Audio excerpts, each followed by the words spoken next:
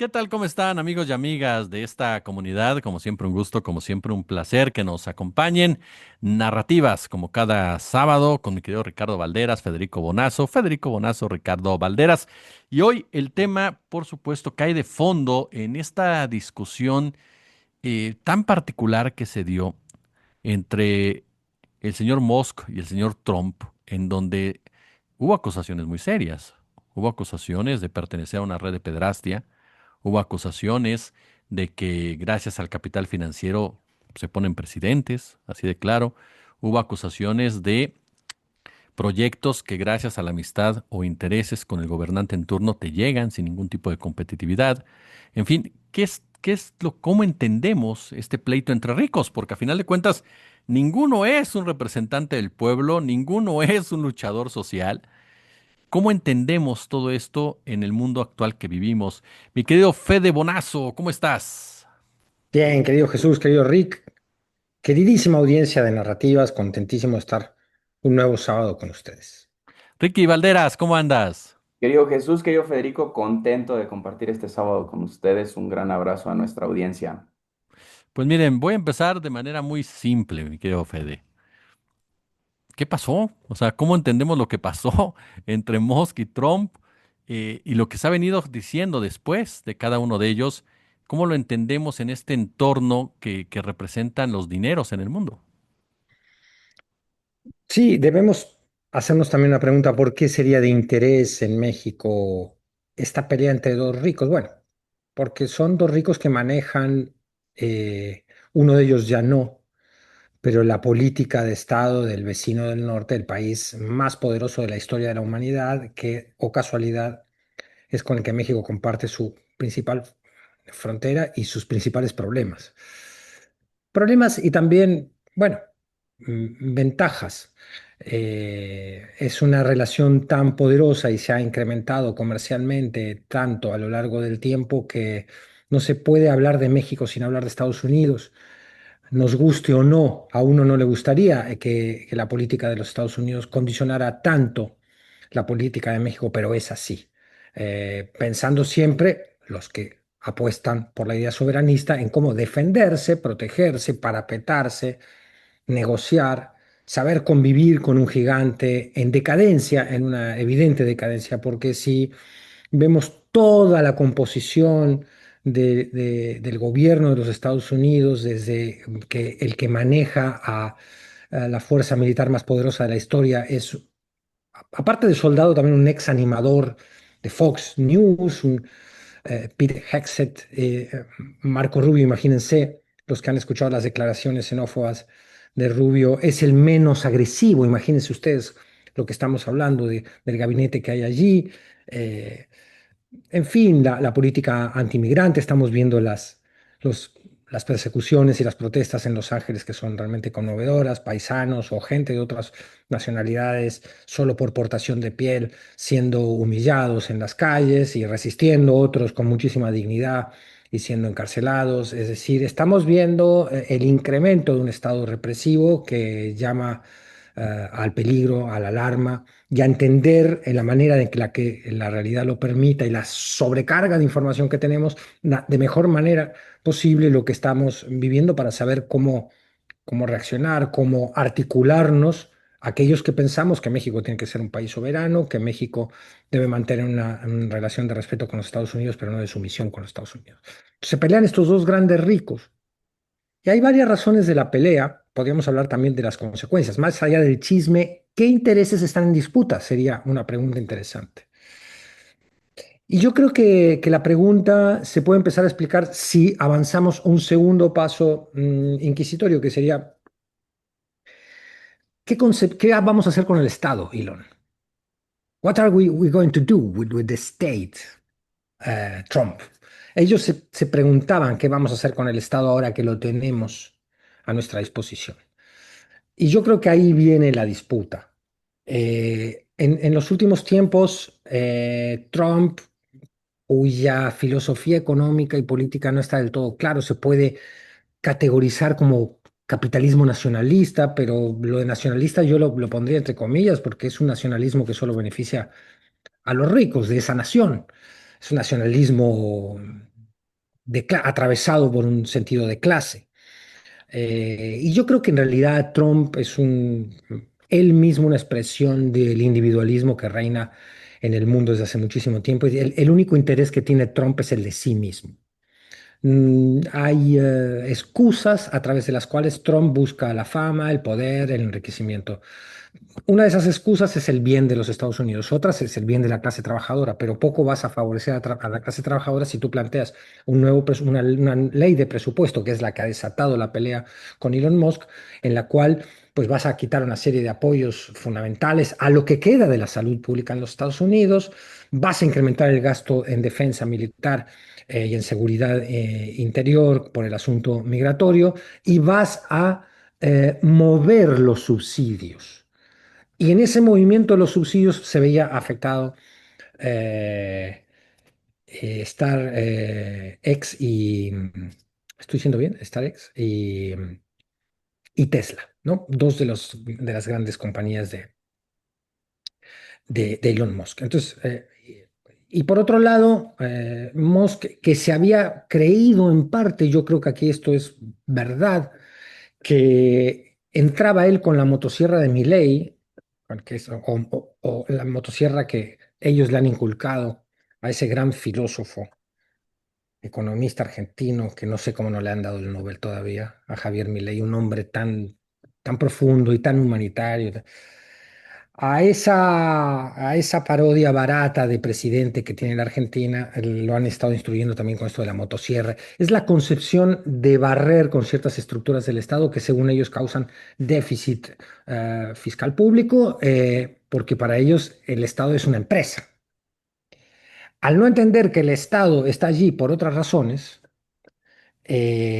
pasan también estos inconvenientes. Ahora, yo creo que los dos son suficientemente hábiles como para reconocer que sin el Estado, y aquí hay una denuncia que podemos ahondarla quizás en una segunda intervención, que viene haciendo Chomsky y otros pensadores hace rato, que es que Chomsky dice que es un capitalismo de Estado privado el de los Estados Unidos, es decir, usa los recursos e iniciativas del dinero público para fomentar, estimular el enriquecimiento de minorías que generan monopolios y oligarquías. Entonces, bueno, se pelean, hagamos un resumen, porque viene esta nueva ley general que propone para presupuestal Trump. Eso a Musk lo irrita, se afectan los intereses de las compañías de Elon Musk también. Eh, eh, También había ya protestado contra el sistema antimisiles, el Golden Dome, que proponía Trump y Elon Musk. Y aparte hay un elemento de índole vanidosa que, si bien me parece que no es el más importante, cuenta, que es que Musk en diversas encuestas, su paso o su haber entrado en la política le ha bajado mucho el perfil personal. Hay una mayoría de electores trumpistas, ni hablar de los electores demócratas, a los cuales les cae mal la figura de Elon Musk y eso estaba perjudicando las acciones de, de sus grandes compañías. Entonces, bueno, todo este tipo de situaciones han llevado a la ruptura con una andanada intercambio bestial de chismes, lo que tú ya habías mencionado, que si Trump estuvo en las islas de Epstein, este pedrasta que se suicidó en su celda y que tenía toda una red siniestra de abuso y de menores. Bueno, pero Trump ha sido convicto por abuso sexual. Trump ha sido acusado de violación por una mujer que en ese momento, cuando sucede el hecho que ella denuncia, tenía 13 años. O sea, y eso no ha influido en el votante estadounidense. Creo que tampoco todo lo que se pueda salir de un Trump que participó de esas fiestas siniestras de Epstein puede afectar para el votante férreo trumpista la imagen.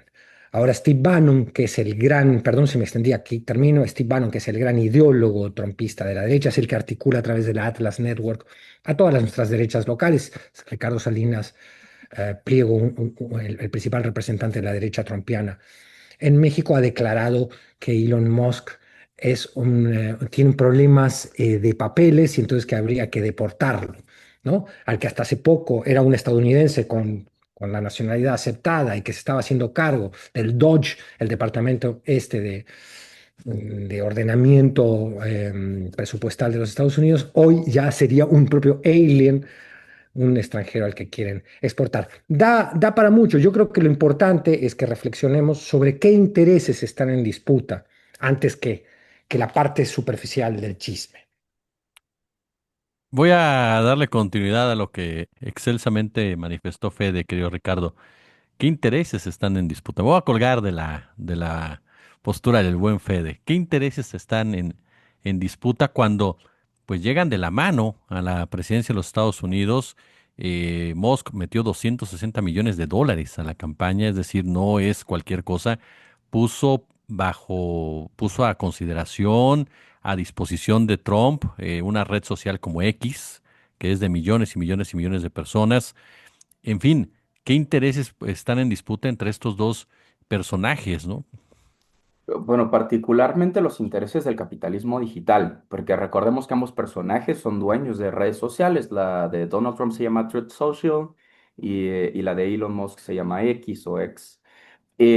¿Por qué es el principal juego? Porque el capitalismo digital, como la propia expresión lo dice, no existe hasta que aparece. Entonces, lo que se están peleando en gran medida son personas usuarias de ambas dependencias. Considero, y es una opinión meramente personal, que todo esto es parte del reality show de Donald Trump, que es una especie de desvirtúo de Jersey Shore versión geriátrica, en donde estos dos sujetos aparecen con modelos, aparecen en medios de comunicación, desestiman el trabajo periodístico. Recordemos cómo doblegan a la redacción del New York Times. Recordemos cómo doblegan a la redacción de la CNN, cómo incluso estando intentando doblegar incluso el sector académico, de donde sale en gran medida el pensamiento crítico, recortando las becas para estudiantes extranjeros y este gran conflicto que tienen con Harvard. Entonces, ¿qué intereses están en juego? Es principalmente el capital. Es una disputa entre capitalistas porque el capitalismo implica siempre este avance, ¿no? Alguien va a perder y si tienes digamos, el mismo orden de negocios, pues al final del día estás enfrente de tu competidor, no tu enemigo, que son términos distintos. Y es bien fácil entender este reality show porque, pues entonces todo es una mentira. Si esto es una pelea en serio, todo es falso. ¿Por qué lo digo? Porque no hubo un evento público en donde Elon Musk salió públicamente a decir que él se retiraba portando una playera de The Dutch Father, que significa como el padre de la dependencia Dutch, que es además este organismo criminal en donde se desarrolla la bomba atómica. Bueno, eso fue hacia el público, hacia la comunidad estadounidense. Entonces estamos hablando de dos mentirosos seriales capaces de mentir abiertamente a todo el pueblo. ¿Qué aparece de discusión intermedia? Bueno, la capacidad del propio pueblo de reconocer que están frente a dos mitómanos. Y a mí me parece verdaderamente interesante lo que está ocurriendo en términos de discusión pública, porque si analizamos todos los debates públicos, tanto de la CNN, del país, de la ABC, de Democracy Now! Incluso en algún momento lo menciona, de los grandes medios de comunicación, por fin se están cuestionando algo que en México ya teníamos predispuesto incluso desde previo a las elecciones en donde Donald Trump logra a quedarse con la Casa Blanca, que es la de el peligro que tiene que el gran capital adquiera información del Estado. El gran miedo de Estados Unidos ahora no es porque es respecto a la baja o alza de las acciones de Tesla, podemos ver dos realidades al mismo tiempo. Esto es maravilloso, este fenómeno es increíble. Si verificamos lo que publica el financiero, Tesla pierde el 17% de sus acciones en Wall Street durante las discusiones. Esto es publicado el día de ayer a la 1:41 de la tarde. Pero si en cambio ustedes consultan El Economista, Tesla sube el 5% de sus acciones en Wall Street tras la disputa. Si tú accedes a los historiales en servicios como Yahoo Finances, que está en contacto o con información de Nasdaq y de las diferentes bolsas de Estados Unidos, puedes ver que efectivamente hay un flujo de la discusión, pero se mantiene, digamos, en esta etapa de recuperación. Si entramos ahora mismo a ver en el análisis de inflación o decreción de los activos de Tesla, en realidad están en una tasa regular, no hay tal crisis. Y esto sí se puede prever haciendo un análisis de las discusiones que han tenido, los momentos álgidos y los momentos fuertes de una corporación. A eso se dedican los agentes de bolsa. Es decir, a mí me parece más un producto de un espectáculo de como cuando vimos en 1985 aparecer a Donald Trump en Mi Pobre Angelito, qué traducción tan extraña, pero me parece eso, la aparición de Donald Trump en The Nanny, la aparición de Donald Trump en el noticiero de Today, es decir, esta parte de la campaña en la que Donald Trump parece que aspira más a ser una figura pública en Estados Unidos en términos de ser famoso que a ser un jefe de Estado. En mitad de eso sigue con su proyecto y lo que aparece en disputa es justo la ley de ingresos que pretende que los impuestos reduzcan digamos, los impuestos indirectos, como en México sería el IVA, es decir, este que pagamos todos los días, para aumentar el gasto en defensa.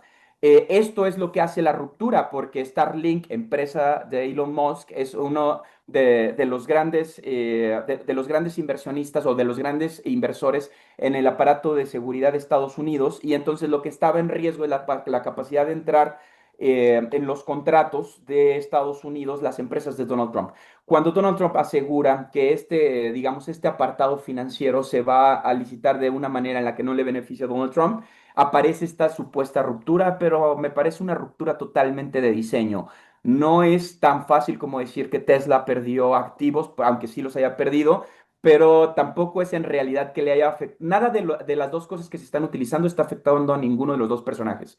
Creo que Federico fue excelso en explicar que a Donald Trump no le afectan los señalamientos por pederastía, que en realidad ya se le había sancionado. Es decir, es la primera vez en Estados Unidos que un criminal toma la Casa Blanca. Y por el otro lado, a Tesla realmente no tiene una pérdida significativa. De hecho, pudieran hablar, como en el caso del economista, de un incremento en sus acciones. Es decir, me parece que no hay daño que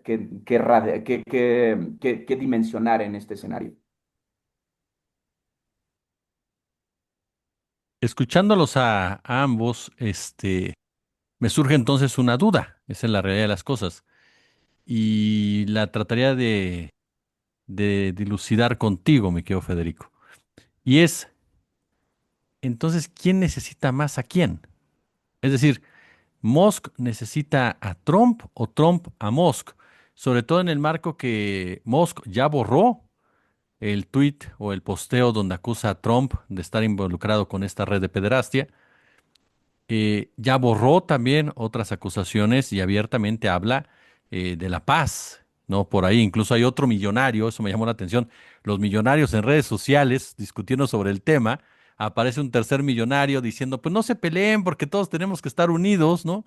Y Musk le dice, sí, tienes toda la razón. Y le preguntan a Trump y Trump dice, yo no quiero saber nada más de Musk durante más. Y luego aparece Peter Thiel y dice, pues todos somos necesarios. O sea, hablamos de millonarios discutiendo un tema que tendría que ser tal vez privado, porque estás hablando de un gobierno como tal. Pero entonces ahí me quedo, y escuchándonos ambos, me quedo, entraría con esa pregunta, Fede.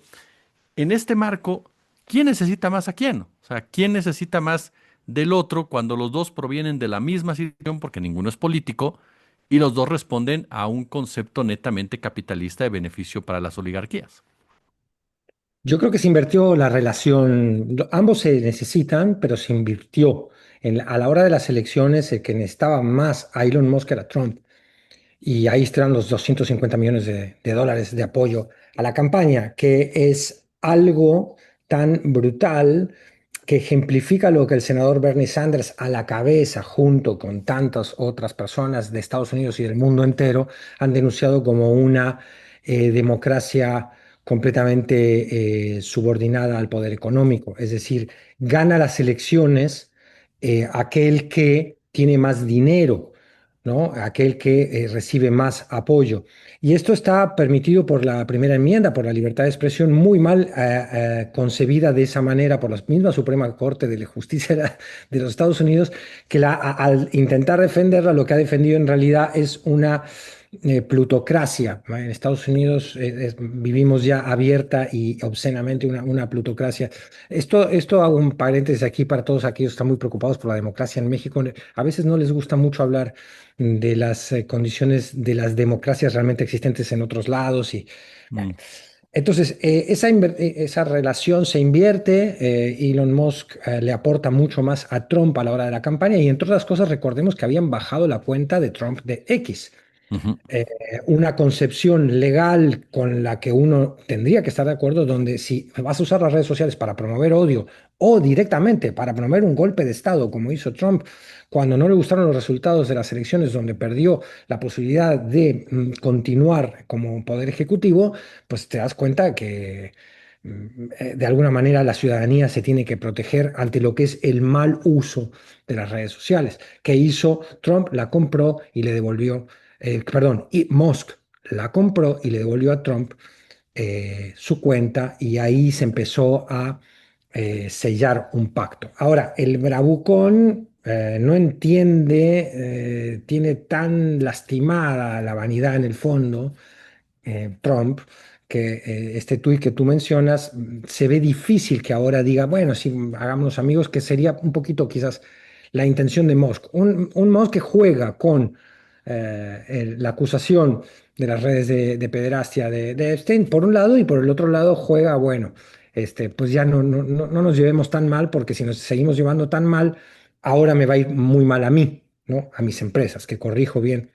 SpaceX, que es la de los cohetes, Starlink, que es la de los satélites, Tesla, que es la de los autos, X, que es la red social, y entre otras que tiene muchacho Elon Musk, que su fortuna la hizo al calor de la fortuna de Paterna, que entre otras cosas se dedicaba a la extracción de diamantes en Sudáfrica, con lo que sabemos que esto significa como explotación infantil.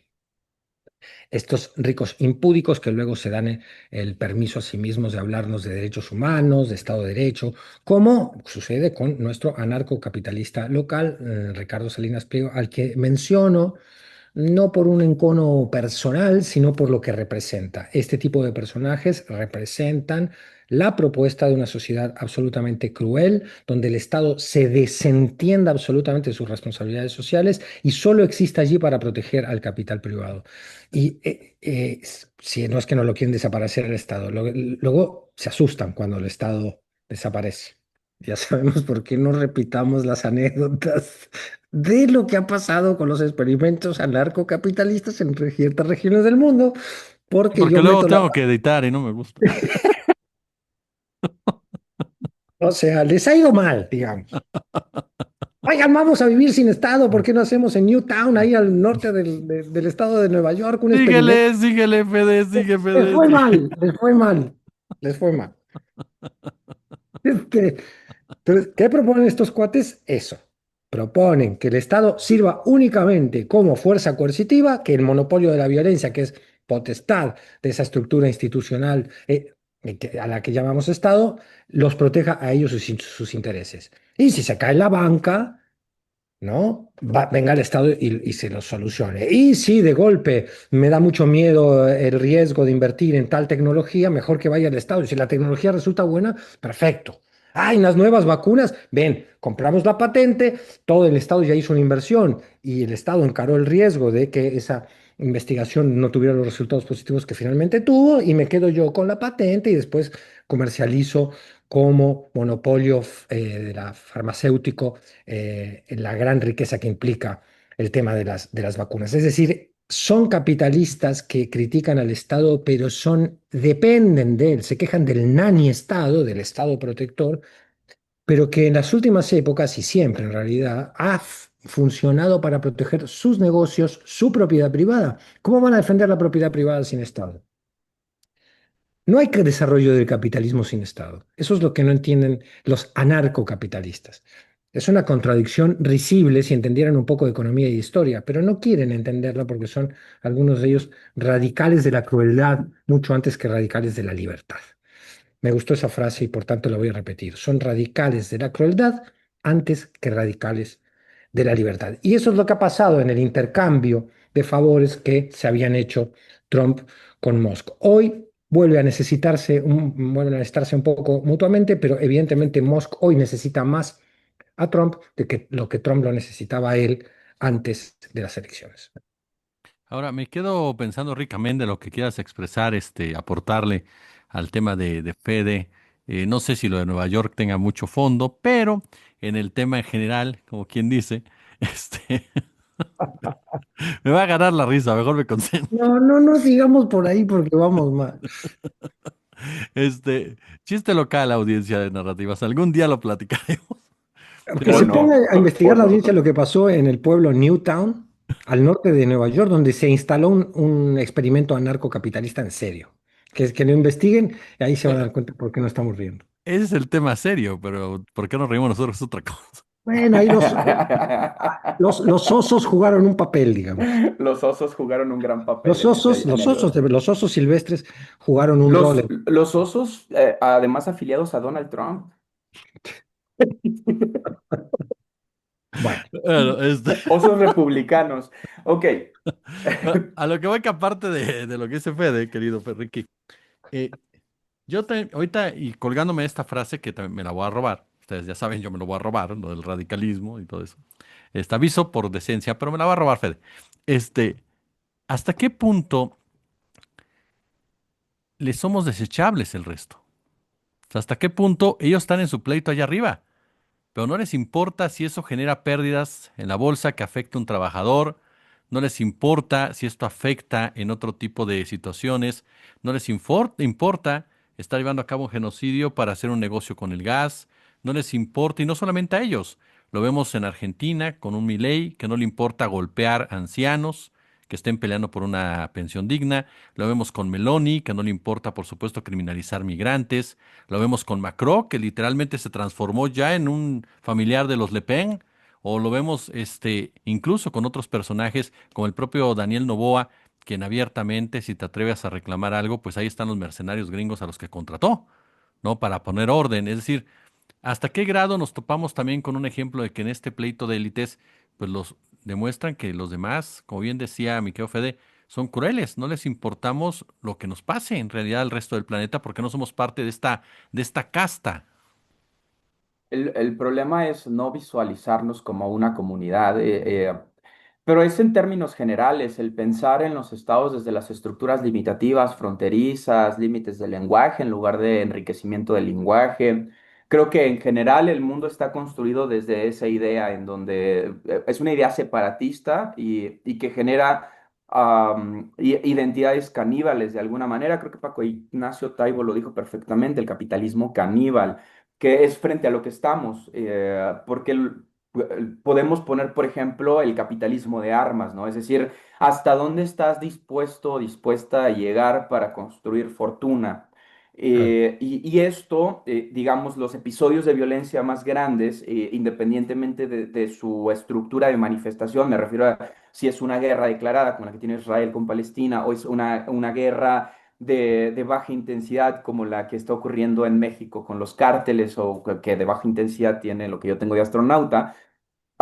Pero bueno, así se determinan estas circunstancias y creo o considero que el problema es justo que ponderó la ética del canibalismo, es decir, de tener que tener más que el de enfrente a casi cualquier costo. El problema que transversaliza al Estado es que el Estado no tiene como un origen el pensar justo en la acumulación de riqueza hiperconcentrada sino en la dispersión de la riqueza para búsqueda de igualdad. Y ahí hay quizá una charla más extensa que podamos tener, ¿no? Porque para hablar de gobernantes millonarios hay muchos motes y, por ejemplo, en este espacio que yo considero un poco más oligarca que plutócrata, porque oligarcas son los herederos y aquí estamos, pues la herencia que tuvo Trump, ¿no? Y del desarrollo inmobiliario que hizo en Queens y en Brooklyn. Y Musk también heredó su fortuna, es decir, no son los grandes empresarios, son Claudio X González cualquiera, no son, son juniors que llegan y por eso para mí son más oligarquía. Claro, pensando en ellos dos únicamente, porque si haces un análisis extenso de quiénes son los verdaderos ejersores del poder, pues sí, efectivamente hay una plutocracia, ¿no? En términos globales. es decir, quien logró acumular capital y no heredado, pero que llega al poder, pues implementa esas mismas medidas corporativas en la gestión. Es decir, este es el grave error y esto es lo maravilloso de verlo en un montón de programas. Los analistas están pensando en lo alarmante que es que un agente capital trate de replicar estos modelos de gestión en la administración pública. Es lo que estamos viendo, es criminal, deja a las personas desoladas, atiende las necesidades individuales en lugar de las colectivas, atenta contra la figura del Estado y por eso Aristóteles les decía gobiernos ilegítimos. Entonces, pues estamos en este proceso en donde el mundo entero se está replanteando el cómo nos hemos conducido a través de la historia para poder implementar nuestras medidas ético-morales y por primera vez, de verdad es muy esperanzador analizar este problema en Estados Unidos porque estamos viendo amenazas de muerte a periodistas por investigar a la administración de Trump, estamos viendo la dispersión de la pobreza o la porafobia, que como bien la recalca acá Narrativas Federico, que me parece más necesario que nunca hablar de aporafobia. Y todos estos procesos son en realidad consecuencias de creer que el Estado es una empresa y que se debe administrar como tal porque tienen orígenes distintos. La administración pública busca el bienestar común, las empresas buscan enriquecer y ahí es en donde el propio capital tiene como destino la desaparición del Estado, porque tienen que concentrar esa riqueza en una sola persona y creen que con la actividad laboral se puede subsanar toda la explotación minera, el daño a la salud, la contaminación y esto no es así, necesitan un ente regulador, aunque no les guste. El problema es que creo que no tenemos todavía condiciones para poder hablar de cuáles van a ser las nuevas reglas del juego, simplemente se están moviendo las fichas pero podemos desde el Cono Sur replantearnos una nueva fórmula de gobierno, replantearnos una nueva forma de cooperación internacional y más que en un estado de alarma, me gusta creer que podemos estar frente a un punto de oportunidad. Oye, ahorita mencionabas también este punto, el darwinismo social. Ya lo planteamos en la pregunta para Ricardo, que yo Fede. Pero ellos son parte de de una élite, es decir, no van dispersos. Lo decías al principio de tu respuesta, esta red Atlas que coordina, ¿no?, a los diversos grupos y que están en una etapa en donde no es fácil describirlos con una sola palabra, porque supuestamente representan visiones diferentes en materia financiera en el papel.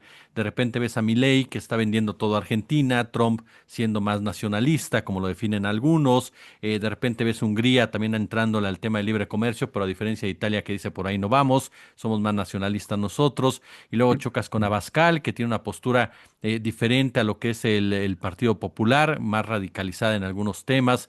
Y de repente te preguntas, ¿es el famoso fascismo o neofascismo, pero que al final de cuentas se topan todos en un mismo lugar, que Fede, que es ese darwinismo social, esa aprofobia, como bien lo citas, en donde más allá de por los meter en una misma canasta, como pudo pasar en los años 30 del siglo pasado, la realidad es que ahora aparecen diferentes caras, pero que van por el mismo sitio, que es mantenerse ellos y se acabó por muchos pleitos que tengan.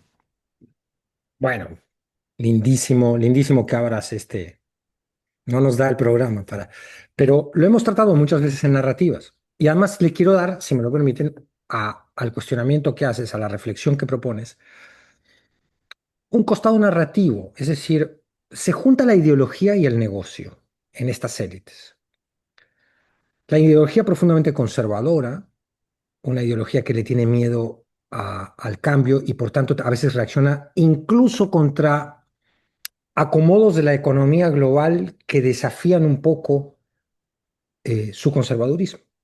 Entonces, si Trump es un rechazo a la economía globalizada y si esta guerra de aranceles súper autoproteccionista tiene que ver con su conservadurismo más esencial, bueno, eso tiene sus efectos, ¿no?, sobre la economía. Por otro lado, se juntan los negocios y a veces chocan, ¿no? Entonces, los negocios le están diciendo a Trump también, está el Tribunal Comercial de los Estados Unidos diciendo, no, no, no puedes llevar los aranceles hasta allá porque perjudicas a otros ricos, no eres el único. Y tu agenda de tu particular rico que eres está afectando la agenda de otros ricos. En el fondo lo que vemos es que no hay ninguna preocupación de todas estas élites, clases dominantes, ricos, oligarquías o como queramos llamarlas, por la sociedad entera, por las clases marginales. Y muchas veces esa no preocupación se manifiesta en desprecio, desprecio de clase, y llega al racismo, al clasismo y a la porofobia, que es el odio al pobre o la fobia al pobre. Esto siempre ha existido porque es una manera que tienen también las clases dominantes de distinguirse. Ah, yo no soy un naco, ¿no? A mí me encanta cuando me insultan, me dicen que soy un gato de la 4T, me encanta. Primero que se han perdido mis últimas críticas a la 4T, que son tremendas. Yo espero que la propia 4T se las hayan perdido porque están demasiado duras. A veces digo, no, pues a ver, tranquilidad, tranquilidad. La 4T con todos sus efectos es lo mejor que tenemos, que hemos podido construir como sociedad a nivel de izquierda institucional, a nivel de izquierda institucional. Cierro el paréntesis. Pero ¿cómo se distinguen las clases dominantes si no es a través de una narrativa en la cual el pobre es un orco, como lo llama Milley, en la cual el migrante es el culpable, como hace Trump, y moviliza todas las fuerzas de seguridad del Estado y el presupuesto federal de los Estados Unidos, y esta es una de las peleas que tuvo con Musk, lo moviliza y lo pone al servicio de la represión y de la crueldad. Es lo que hace Milley cuando reprime a los jubilados. Les quita el dinero, cae el poder adquisitivo de los jubilados, ya de por sí muy golpeado. Los jubilados salen a protestar y estos tipos les tiran con balas de goma, dejan tuerto a un periodista, al estilo de los carabineros chilenos. Es decir, es una combinación siniestra. Y lo del darwinismo social está muy bien dicho y muy bien planteado. Aquí hay que hacer un pequeño paréntesis para los que se hayan perdido cuando hablamos de esto en otros episodios de narrativas. No, nadie habla de Darwin, de Charles Darwin, que propone una teoría de la evolución basada en selección natural, donde, según Darwin, sobreviven aquellos que tienen mejor adaptación al medio en algún momento, pero también ya en el mismo Darwin está la crítica a la sobreadaptación. El organismo que está muy sobreadaptado a un lugar, cuando viene un cambio drástico, corre el riesgo de extinguirse. Pero habla de una competencia entre especies. Darwin, después la ciencia biológica, esto lo concentra y habla más bien de una competencia entre individuos o incluso a nivel genético. La selección natural opera a nivel genético. Es una discusión fascinante que no hay tiempo de tener aquí. Pero ¿a qué nos referimos cuando hablamos de darwinismo social? No, hablamos a las ideas de Herbert Spencer, que tergiversó completamente las ideas del mundo biológico que planteaba Darwin, las llevó al mundo social humano, donde planteó que de alguna manera no podían ni los gobiernos ni los estados estar subvencionando a los desadaptados que estaban destinados por selección natural a morir y a perecer. Y esto fue soportado por otras ideas filosóficas como la de ese terrible provocador que yo cada vez que lo leo me vuelvo a indignar a pesar de lo brillante que es Nietzsche. Porque Nietzsche proponía que había que ayudar a perecer al débil en su crítica al cristianismo. Hablaba de un superhombre, hablaba de que la lucha por el poder es lo que nos da fuerza como individuos, en una concepción, entre otras cosas, machista, por supuesto. Entonces, la combinación de varias ideas filosóficas, tergiversaciones de teorías biológicas, llevaron a generar un sustento disque teórico para delirantes que después tienen su apoyo en la teoría económica, en Friedman, y lo tienen en von Mises y en la Escuela Económica de Viena, y en Ayn Rand, que es esta narcocapitalista que ha tenido una gran influencia en el pensamiento de Salinas Pliego, de Milley, de Bolsonaro y todos estos cuates, que es finalmente que los pobres están destinados a morir porque no tienen la capacidad de sobrevivir, y que nadie tiene que ir en su ayuda, y que ir en su ayuda es desperdiciar recursos. Todo lo contrario de una idea solidaria de la sociedad en la cual, digamos, a mí me fue mejor, porque a mí notoriamente me fue mejor. No estoy teniendo narrativas, tengo internet de alta calidad, la tengo en un espacio amable, ¿eh? A mí me fue mejor, pero si a los que nos va mejor decimos, no, pues yo estoy bien, que se chinguen los demás. Por el bien de todos, primero los pobres. Es decir, si tú tienes una visión solidaria, humana, empática, donde el sufrimiento del otro te afecta y no lo disfrutas, porque acá detrás de la crueldad hay sadismo. Cuando tú ves que el sadismo sube un escalón y pasa de ser una categoría psicológica y se convierte en una política de Estado pública, dices, el mundo está en peligro. El sadismo de las tropas israelíes tirándole balazos a la cabeza a niños de 8 años, de 10 años, de 12 años, a señoras que migran. El sadismo de ofrecerles ayuda humanitaria y cuando van a por la ayuda, ahí balearlos. El sadismo de bombardear un hospital. El sadismo de reprimir a los jubilados, el sadismo de perseguir a los migrantes, de mandar a gente por portación de piel o de algún tatuaje a cárceles clandestinas o semiclandestinas como la de Guantánamo, o directamente a las que regentea ese CEO de la crueldad que es Bukele. Estos políticos que se han convertido en CEOs, ¿no? Son CEOs, son gerentes de la crueldad. ¿Cómo nos oponemos a ese mundo? Porque tienen mucho poder, ¿eh? Promoviendo el pensamiento crítico, señalando allí cuando nuestros gobiernos de izquierda coquetean con la crueldad, como la idea de la prisión preventiva oficiosa, que es profundamente cruel, violatoria del precepto más importante de justicia, que es el de la presunción de inocencia. Protestando cuando vemos que se colonizan los movimientos de izquierda por gente que defiende el interés empresarial y no el interés popular. Por eso cuando ahí me llaman Robalo, Buenondita, me muero de risa y me da tristeza. El Buenondita es el que permite que Pedro Ace se cuele en Morena, que Rubalcaba se ocupe del metro. Esos son los Buenonditas. No, no, no, nosotros somos radicales, de izquierda, radicales, justicia social. El pueblo, pero en serio, no el pueblo invocado para decir, oigan, yo soy representante del pueblo, como dicen tantos de los jueces que han sido electos ahora. No, no, no, no, no. Usted tiene que demostrarlo, no decirlo. Entonces, ante eso estamos. Tú lo dijiste muy bien, un neofascista de corte darwinista social, apoyado en las ideas de Herbert Spencer, en la escuela de Viena y el anarcocapitalismo, que se ufanan, se vanaglorian, se enorgullecen de su crueldad. Y como también dijo Rick en su exposición pasada, cuando conviertes el dinero y el sentirte más que el otro en la vocación vital, y la pelea es completamente individualista, como propone la Cayetana Álvarez cuando viene a darle a clases a la derecha mexicana, que dice, si tú no tienes talento, estás perdido en la vida. Carajo, ¿y si yo nací sin talento, qué?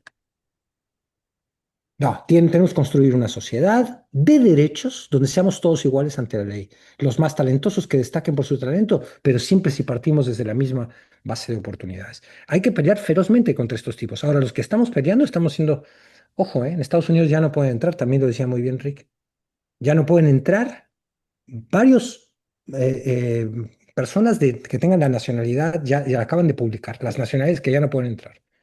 Hay persecución contra estudiantes, contra universidades. La gran pregunta, y aquí lo dejo, porque la verdad es que me enoja mucho, como podrá notar la audiencia esto, porque lo viví de cuando era joven, yo viví el fascismo muy de cerca, y ahora que veo que el fascismo vuelve a crecer, me da tanta bronca como alarma, ¿no?